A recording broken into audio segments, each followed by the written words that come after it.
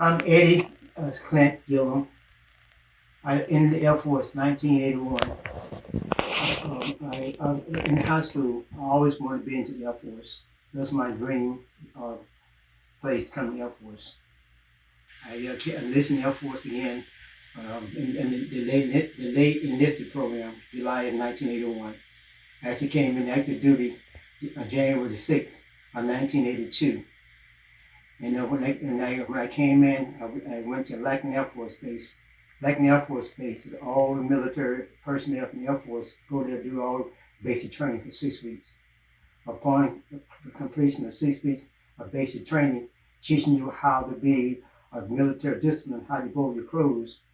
Then I left there and I stayed, and unlike other people who went on to technical school, different bases, I stayed 6 more weeks at Lackland Air Force Base, San Antonio, Texas, for 6 more weeks of security force training. But and some people have stayed there for another 4 weeks. They're going to air base ground defense training. But the base I was going to, we're not required to go to air base ground defense training. So by March of 1982, upon completion of my basic training, I was headed to my first duty assignment was Warren Robins Air Force Base, Georgia. I was there from 1982 to 1983. Due to the downsizing of the B-52s, nuclear weapons, they shipped out nuclear weapons off to Guam Air Force Base, which I had the chance to go to Guam Air Force Base to guard the same B-52s that I had the chance to guard when I was stationed at Warren Robins Air Force Base. At Warren Robins Air Force Base, I really loved that job. It was an outstanding job that I loved. But the thing that I loved the most when I went overseas to Guam, I never been overseas before. So being a boy, 20 years old, got a chance to go overseas and to see all this beautiful water, nice food, nice people, and I really love Anderson Air Force Base. Good people, good camaraderie. The people are adopted our unit as their people. On the weekend, they have all those food laid all out. We can go eat food. And but when I was over there, they gave me a warning. This is Airman Gilliam. Whenever you go to the Guam place, please do not get those bony peppers. The bony peppers, really small peppers, but the peppers are hotter than everything to eat. You can drink all the water you want to drink, and you can drink all the milk you want to drink. Your stomach still can you up. So I was very mindful when I had those in my food. I made sure that one in my food because I can't eat no hot, spicy food. But I really love Guam because the people, like I said earlier, they were so friendly. When they have food festival, they called me on the phone and they tell us, on the weekend, and when they have a Christmas festival, a baby shower for the baby, they have food, good Lord, all over the place, tents upon tents. You name it, all fish type food I never seen before in my life. So I really love Guam. I love the atmosphere. The thing I really love about Guam, being a church-going person, we had a sunrise service at the beach. You sit on the beach, you can see the sunrise early in the morning, at 6 o'clock in the morning, the sunrise. I said, man, what an amazing thing that we can see. The sun rising on Easter Sunday. I can see this beautiful thing. Wow, this is so beautiful. Sun rising, the heroes again. I can partake all these beautiful things. Man, I really love that. Like a little boy go to the candy store, when you're on Christmas. I said, man, this is my Easter Christmas. But also too, I really love about being over in Guam. I never had a chance to smoke, but over there I could smoke. Got to be being careful though because they have those reefs. The reef can cut your feet. So I really love Guam. But the sad thing to be, it was so short. I was there for 15 months. I said, man, I want to stay a little longer. Left there um, um, um, March of 1985. Then I went over to Monarch Air Force Base, which is an hour and a half from Canada. That's where I spent most of my time at. I spent 19 years at Monarch Air Force Base from March of 1985 to June, August of 2004. 2004. People can imagine 19 years in one place. People say, man, Sergeant Gilliam at the time and then Sergeant, how when I got there, I was a senior airman. Man, How can you make it a monarch? 19 years a monarch? Man, are you crazy? Monarch? Man, you lost your mind. But I really didn't want to go to monarch. Air Force chose me to go there. And I said, man, why I'm going to monarch?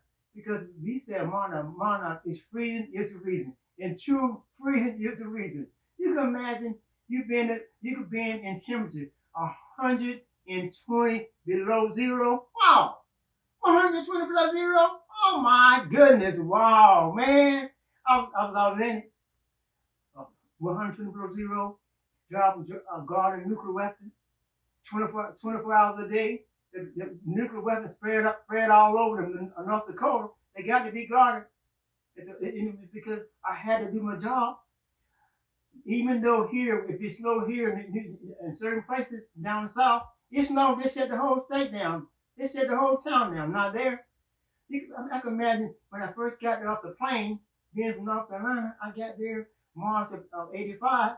I figured, man, this could be nice and warm. Man, wrong. Was I wrong?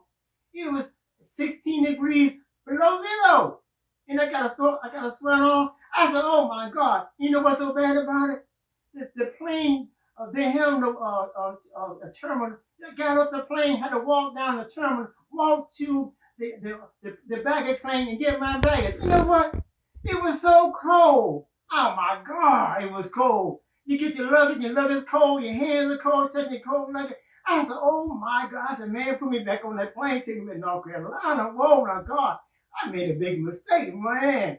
But you know, as I look back at military career, I really enjoyed Monarch because being there, we were so far from everybody. Being there, realizing, looking back on my 25 years career, 19 being at Monarch, North Dakota, even though it was so cold, I drive home. People say, "What's this on your car?" If that's a plug, that's yes. It's a plug because you know, plug your car in, your car won't start. You can imagine get up in the morning and you deploy your car in, your car's it ain't starting because oh, guess what? I got to plug my car in. So being there in North Dakota, you got to plug your car in to make sure your car's plugged in. That way you can be running because you can't go to work. You can't call up and say, well, guess what? I can't come to work today because my car didn't start. They can say, guess what? You catch a cab, you can come to work because it ain't my problem. You got to be here at 6 o'clock in the morning. You go out and look at weapons. You got to be here in the road. Get up early in the morning, about 5 o'clock in the morning, shovel my driveway out so I can get out. Sometimes I can't hardly get out. Get in my car back and spin around. Put on my snow coat, go out and shovel out. And I look back, I said, man, 19 years of Monarch. 19 years.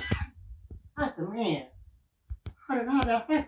Well, I said, I had to be crazy. Gilliam, you got to be crazy. Being at a place so long for 19 years. Looking back, but I realized it. I was doing a job.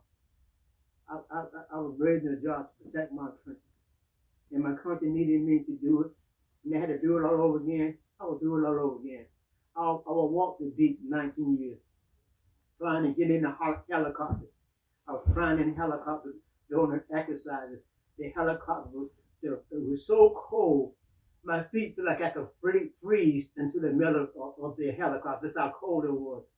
Deploying to have training, exercise on nuclear weapon training, required to have our annual training, crawl around in the snow, deep snow all up to you crouch, but still had to crawl around. You can imagine we had in 1985, we got females that came to our career field for the first time. You can imagine 20 below zero, 30 below zero. I'm not counting wind chill. Yeah, the wind chill is now about 40 below zero. You got to go to the bathroom. Oh my God. You got to go to the bathroom. I said, man, I'm going to the bathroom, but you got to go to the bathroom. You got to, what we did as men, we take a bottle, we pee in a bottle. Embarrassing may be, but look, I ain't go out there and get myself burned, a wind burn from being there too long. Really, you been there too long, that wind will, you like, man, so you got to hurry up, do what you got to do. But it's all for the security of the nuclear weapons. The nuclear weapons can't go out themselves. You had to take manpower to do it. So you put on your parka, you put on your mucklucks, you put on all the things the military given us to keep ourselves warm. So military, I give the military props from my career field and all those who guard the nuclear weapons. They give all this security gear that we can have keep us against frostbitten if we use it properly. Because some personnel didn't use it properly and they got frostbitten on their hands. Some people didn't use it properly, they got frostbitten on their ears, toes. One airman walking from his car to the building. The building was only 200 yards. The boy got frostbitten in his ears from temperature blend of 40 below zero. Not even having proper gear on. But as I moved up the rank, I tell the people that work for me, make sure when you come to work, you got the thermal underwears on, you got the muck gloves on, you got the gloves on. Don't try to be cute because it's not no summertime. In that cold weather, 20 below zero, 30 below zero, you can literally get frostbite within 20, 30 minutes. You can literally die. Grave, you're dead. Ain't no should bring you back. You dead because you didn't take proper precaution to wear the gear that was given to you. Come on, wear the gear. You can save your life. And me, as a supervisor, I'm required to drive around. Some days I get up early in the morning. My day started at 7 o'clock. My day don't end until sometimes at 7 o'clock. One day my day started at 6 o'clock in the morning when they had to take a nuclear weapon from the base out to missile field. My day started at 4 o'clock in the morning, left my house. By the time I got home that night, it was 11 o'clock at night.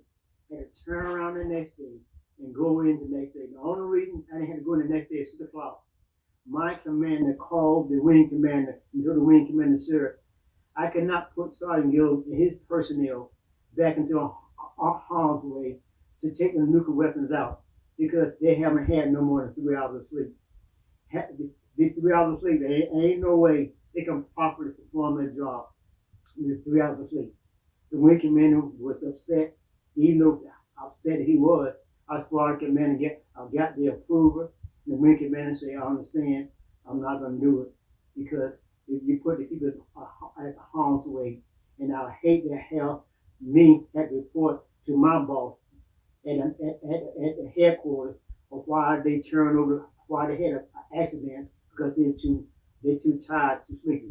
So he came to agreement that, hey, look, that's not worth me getting my butt chewed out because me trying to keep that alert rate at 99.9%, it's not worth it. If we go below that percentage, so be it. I will not allow it. So it's the only reason we didn't roll up that day because our squad commander stood up. And we stood up to our squad commander and they supported doing that. So I really appreciate me and doing my job. Because when I'm in the military, I take pride in me doing my job. Because I realize if I don't do my job, and I make sure the people that work for me take pride in doing their job. Even though no one looking at me, as a Christian, I say God looking at me. Even though no one looking at me, not even being a Christian, realizing that if you're not doing your job, let's think about it. If you're not doing your job, someone could take this nuclear weapon and it could be a lot of harm to it because anybody would want to take the nuclear weapon, they can do multi-thousand, a million people can lose their life by you not taking your job seriously. So I tell my people that was working for me when I was a monarch, those 19 years, make sure you take time to do your job. Do it the right way. Not the second time, do it the right way the first time. Because you never know who may be looking over your shoulder. Because I do sometimes. I drive around and go over from that site, maybe about 4 or 5 or 20, or maybe about 10 to 15 miles away from them so they can't see me. And that's found in binoculars. And see how they walking, they're doing their job because you're required to walk their post 24/7 if you're out there on the job. And so I walk around, sometimes I come out in the daytime, sometimes I come out in the nighttime to see how they're doing their job. When I come to the gate, and they come to the gate and report their post to me, and I ask them a simple question. Hey, you been walking around? Don't lie to me. Because, I can, if you test it on the slow time, I don't see no footprint, so you can't even walk if there's no footprints. If it's not snowing on the ground, and I've been spying with them on summertime with binoculars, I still ask them the same question. They've been doing their job. Yes, I was walking around. No, you won't. I was about within binocular distance from this site. You weren't walking around. This is a freebie on you. And next time I'm walking on, you're not walking your post, it's not going to be no freebie because I'm giving you a freebie. Someone up higher than me might not give you a freebie because we have people who will outrank me doing the same thing I'm doing. They might not give you a freebie, which means you can get an Article 15. This can cause you to lose your military career. Simply not doing your job. The taxpayers are paying you to do a job. Do your job. It's not hard. I tell the people that working for me, you raise your hand. I didn't force you to come in the Air Force. Since I didn't force you to come in, you raise your hand. I solemnly do my duty to the best of my country. So do your job. It's not hard. If it's so cold, we made it easy for you when I first got there. It wasn't no you got to get in your truck and stay warm. When I first got there, you had to walk around no how cold it was. But due to the Air Force, made it a little easier for them. If it's below a certain temperature, you can stay in your truck. You didn't have to be there walking 24 hours. But when I got there, you had to walk around constantly 24/7 if you're out in the cold environment. So I told the people, I said, since military got a little softer and make it easy for you, do your job. Do your job. All we paying you to do is do your job. Because if you don't do your job, then someone, if you fall asleep, then someone come on the fence, because we out in the middle of nowhere, and they trying to steal a nuclear weapon, and they Lord Lord be it forbid, if they do steal a nuclear weapon, and you got a fault, oh my God, we got a serious problem. Especially you work for me. Now you create a problem for me because you're not doing your job. So I want to devote all this from you by you simply doing your job. If you don't want to do your job, I'm going to to send you back home to your mom and dad so they can retrain you and babysit for you because I just can't do it. We as military, we can't afford this. Civilians can't afford this. Our United States nation can't afford this. Simply do your job. So I really love North Dakota for 19 years. I had a chance to do a lot of ministry. I had a chance to do a lot of preaching. We had a chance to receive numerous medals from North Dakota. I had a chance to receive in 1994 during the really bad snowstorm we had. 1994, people were literally stranded on the highway on I-94, 13 or 14 miles without food. They called up their base. The base responded to them with all our snowmobile equipment, cleared the interstate so people can get home. By us doing that, I received a humanitarian medal. So one of these medals that I have on my uniform is one of these humanitarian medals from our base doing an outstanding job in the state of senator, the state government said, Monarch Air Force Base, we really appreciate you for taking your resources and your people to ensure that the people who were stranded will have some way to get home. And so we received a medal from doing it. So one of the medals I have on, one of the ribbons that I'm currently wearing is called the Humanitarian Medal for our base, giving up our service for civilians. So I really appreciate that. And I left Monarch for the 19 years, I went overseas to Portugal. And that's one of the best secrets that I heard about. Going over there as a master sergeant, I was able to be the superintendent of one of the good units.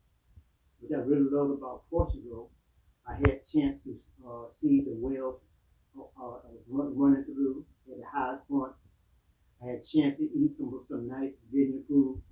I had a chance to get in the boat and go out there and see the dolphins swim, literally swim with the dolphins, see the dolphin run. I had a chance to do a lot of beautiful things in Portugal because Portugal was a beautiful, beautiful place. And then when I left Portugal, November 1985, I came back here to McGuire Air Force Base in November 1985 and retired December 6th of 2006. So I had a really good year, 25 years of Air Force.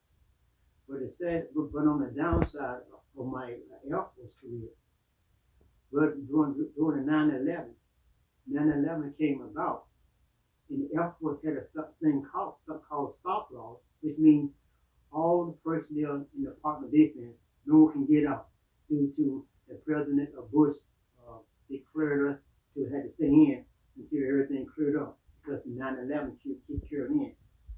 But on 1 November, I was in the first sergeant office looking at the first plane that hit the Twin Towers, looking at the second plane hit the Twin Towers. I had my retirement orders in my hand. I was ready to get out, so I was like, yeah, I'm getting out. But then on the downside, the first sergeant get him. I don't think you maybe get it. You're not going to be able to get out because we don't know how long the stop law is going to occur. You don't know how long it's going to last. I said, oh my God, like man, I may not be able to get out. Sure enough, I was able to get out on November the 1st. And this kicked off in 9/11, September 11th. So November 1st, I was ready to get out. 2 months, about a month and a half from getting out of the Air Force. But I can't get out in 1981. But, 2001. But see, it was meant for the be. Because one of the strike I'm currently have on there, man told me I'll never be that strike.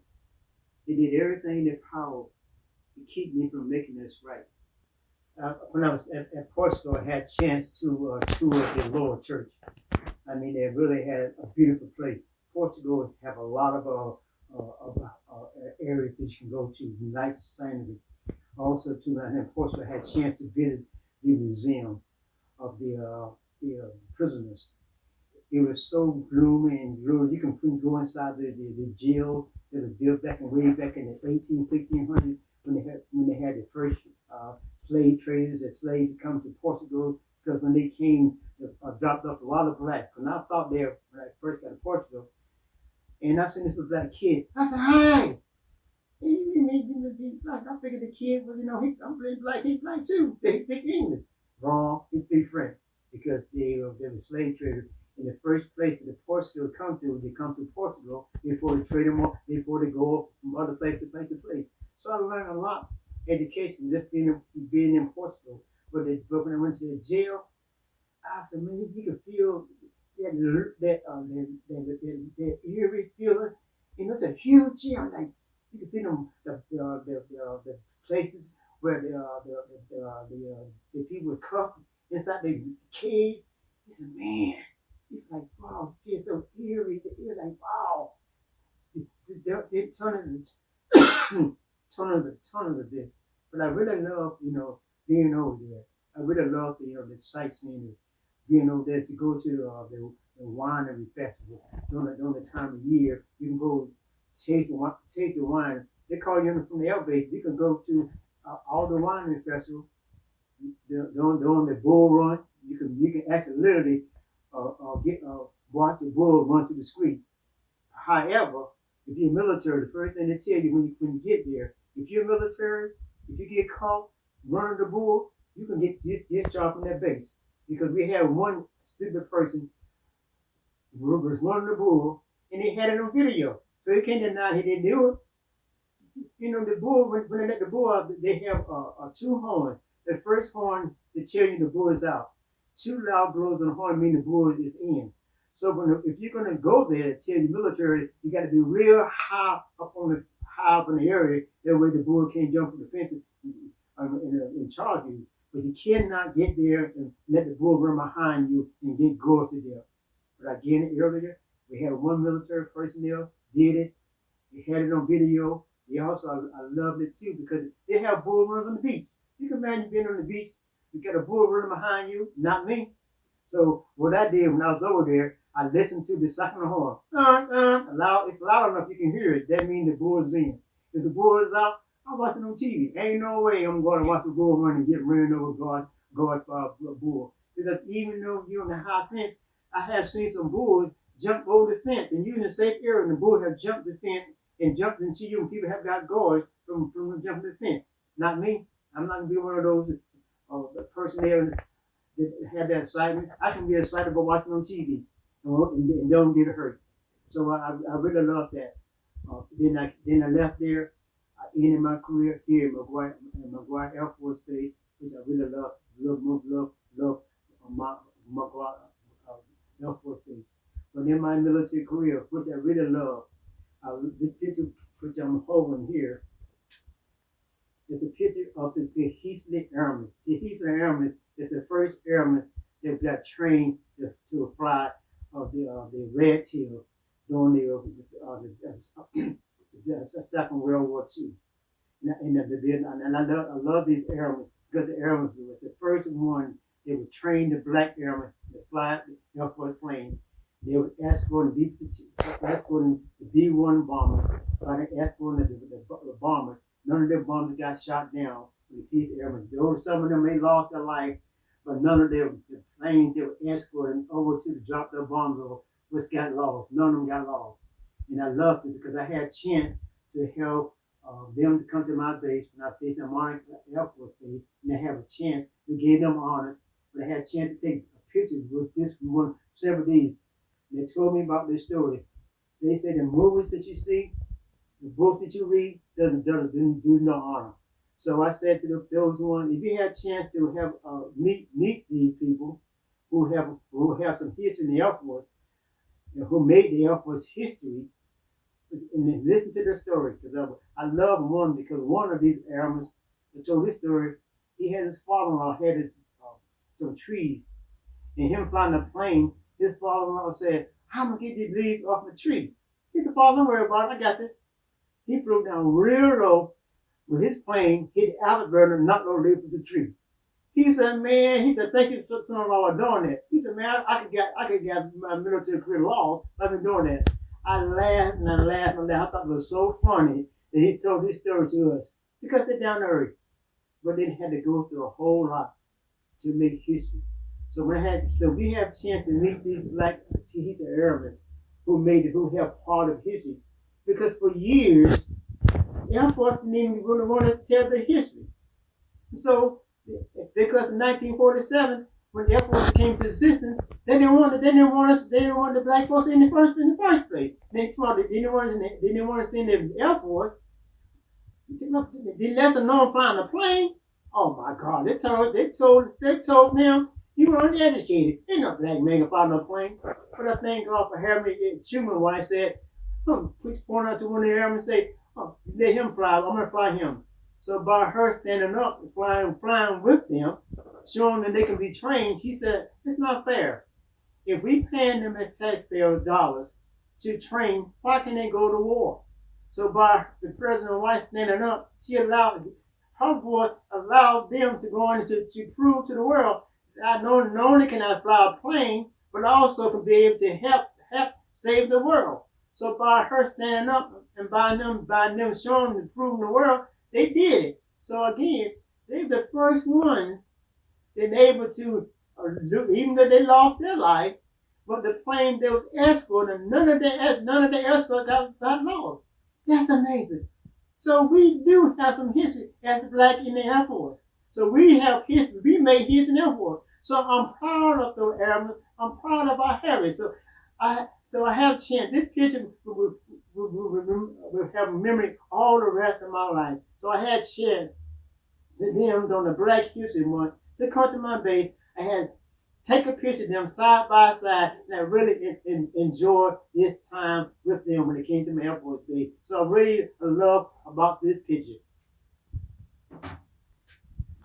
And because I said, military has been a good thing for me. I tell the people who don't have anything to do. The Air Force is one of the services to help community college of the Air Force. They pay you free to go to school to get your degree, 2-year degree. And the Navy have an education program. Army now have Air Force training. So I tell the people, if you ain't got nothing to do, don't stay around and be a bum. Come in the Air Force, do your 2 years and do your 4 years. In your 2 years, you got a degree. How's education is now? The parents are paying a lot of money for you to go to school. You come into the service can give you a 2-year degree. You can get up with a 2-year degree. You can turn a 2-year degree into a 4-year degree. You save yourself some money. It's a win-win. You got a job. You got a place to stay. You got money coming in. You got education you have to pay for. Saving your parents money. It's a win-win. All you got to do is give them 4 years. You can't lose. So I tell the people who will come in contact with in my walk in life, have you considered joining the Air Force? Have you considered joining the Navy? Have you considered joining the Army? Have you considered joining the Coast Guard? Have you considered joining the Army? That's something to consider. Because if you go to college, you got to pay your tuition, college tuition back, somewhere $100,000 to $300,000. But you come to the military, you're gonna give you a 2-year degree. Some of them may go to give you a 4-year degree. It's paid for. It's a win-win. You do your 4 years, get out. You gotta worry about paying no student loan back. You do your 4 years. Man, I know. What did I sign? Show me the dollar line. Do I need to sign my right hand? Do I sign my left hand? What did I sign? It's a win-win. But again, some people don't want to do that. They want to lay around, do nothing, go into the college, flunk out. I did. I flunked out. But I thank God I reevaluated the situation and I came into the Air Force. And the Air Force allowed me to be able to finish up my degree. I got my bachelor's degree through the Air Force. And that's all. So there is some good wins in the Air Force. So the military is a good place to go. I have won a lot of awards in the Air Force. I have received a lot of medals in the Air Force. I have got an achievement medal when I got deployed overseas to Saudi Arabia for doing my job. I got received full accommodation medals. I was very few people as a senior airman receive a commendation medal. I received a commendation medal when I was stationed overseas in Guam. I won Airman of the Year, Man of the Year. So all that's by me volunteer, by me taking pride in my job, wearing the uniform proudly. Because when I put on my uniform, I wear it proudly. I want everything in line. It takes me hours to make sure my ribbons are lined up, make sure that my signet is lined up right. I make sure that my name tag is correctly right. I just don't put it on and say it's right. I eyeball it, eyeball it again. Because when I put on my uniform, I want to look good on my uniform. I want to make sure that my boots are highly shine. My boots are so highly shine, you can look at it on the mirror. And you can shave yourself from my boots. So I'm taking pride in wearing my uniform. And I said, I received in my military career of 2 MSM. MSM is a military service medal. It's only given to normally from the Master Sergeant. But I received one when I was a technical sergeant, E6. So there's a lot MSM is military service medal. It's one of the medals you can get for you doing your job. That's a Master Sergeant. I was blessed to receive three MSM before I retired. I received a Volunteer of the Year from me being doing my outstanding work for the youth overseas when I was in Portugal, working with the chaplain program, working feeding the hungry, going to the Boys Club, working with the church youth, working with the community youth, spent hours and hours and hours over there from the time overseas. I received a Volunteer of the Year, one of my medals I have. From the base I was stationed at in my nurse career, I have received over 9 outstanding unit medals. Outstanding unit medals mean that we, when the inspection team come down to our base, by us doing over and beyond the call of duty, we prove it to the other bases that we are better than better, we're gooder than gooder, we're the best of the best. It's very hard to receive an outstanding unit medal. But my unit have received, in my career, I received 7 outstanding unit medals. And that's very rarely in 25 years that a person can say they have received 7 outstanding unit medals. So I'm really proud of the success that I had in the Air Force. But it didn't come easy. It didn't come with the cheers that I shared it. It didn't come with this, falling down, getting back up. It came with by taking self-pride, caring about your country, caring about others, caring about yourself, taking pride when you put the uniform on. When I was in the military, I got so many compliments about how I look in my uniform, either my dress blues or my volunteer dress uniform. They tell me, this is Sergeant Gilliam, Your uniform is so sharp, as if you can stand uniform up in a corner, and it's in by itself. I can shave up your boots because your boots are so shiny. That's it all about taking pride. It's all about being a leader. Because I said, I can't tell you to shine your shoes, and mine's not shining. I can't tell you your uniform needs to be ironed, mine needs to be ironed. That's double standard. But I have seen some officers, have seen some enlisted personnel of my same rank. They had double standards. Their uniform wasn't pressed. Their boots won't shine. But I said, that's them. But I said, I don't have double standards. If I expect you to have your boots shine, mine's got to be shine. If I expect your boots to be, your uniform to be pressed, mine's got to be pressed. So by me taking pride, I can tell you, your uniform ain't pressed, your boots ain't shine, because mine is shining. So I take pride of my uniform wear. By me taking pride of my uniform, people that around me saw how well I look. They want to emulate me. I have a lot of airmen, and they're higher ranking than I am before I retired, because they called me on the phone even some years ago. They had a chief master sergeant called me on the phone and said, Sergeant Gilliam, this is Chief Master Sergeant Lester. I'm calling you to have to come across your number. I really thank you for you being there for me, because when, in my career from main station to Monarch, I was a knucklehead. But you took me on your wings. You showed me how to be a good NCO. Because of you, I'm the highest ranking personnel in the Air Force enlisted rank because of you. And I said, there's no problem. I'm glad you are up that rank. I'm not jealous because you were 2 ranks above me, and I didn't make it a rank. But I'm glad that I was an example that you couldn't make it a rank, because by you being in the rank, it made you know that you listened to me. The something that I did made a difference. That's all about in life, making a difference in someone's life, making a positive image in someone's life. That's what it's all about. If I can make a living, because it's a song that I constantly sing. I don't want my living to be in vain.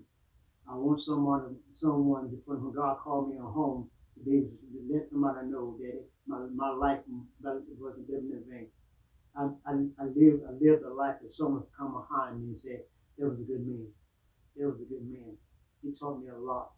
He showed me the way. He taught me the way. He lived by the example. He wasn't just saying words, but he was a man of action in his words.